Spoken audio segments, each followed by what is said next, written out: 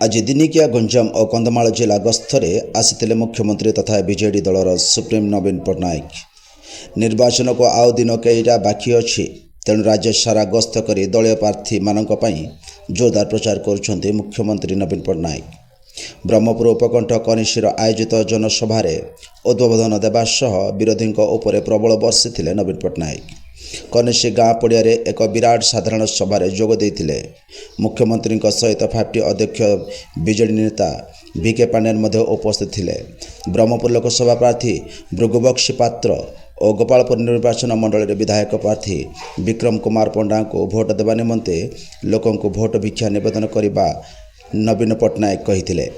यह सहित राज्य सरकार कालिया योजना, मधुबाबू पेंशन योजना, विजु स्वास्थ्य योजना सह अन्य योजना गुड़ाक लोकों केते हितकर आसुची और यह भल कि नाही एही स्थानीय बासिंदा को पचारि बुझिथिले।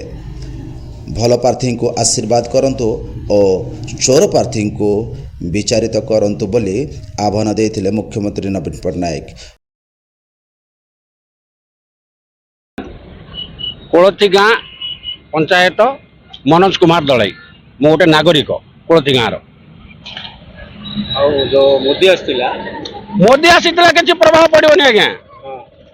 आमर ए जो नवीन बाबू आसते नवीन बाबू जी लोक मोदी से लोक नहांती आ मोदीर प्रभाव आमको विजु जनता दल को किसी प्रभाव पड़ोनी।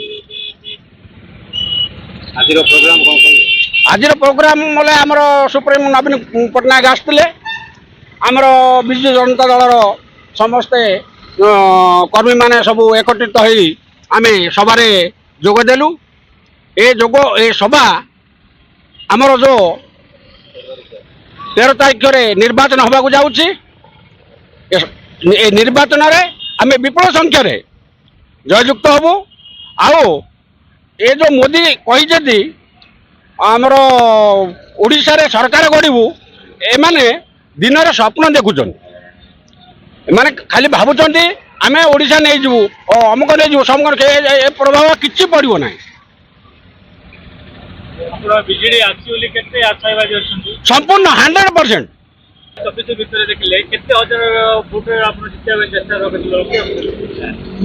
विपुल संख्यार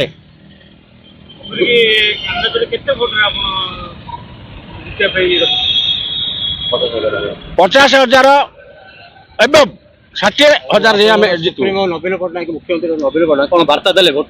हाँ कौन देले वार्ता देले समस्ते शंख चिन्ह भोट दब।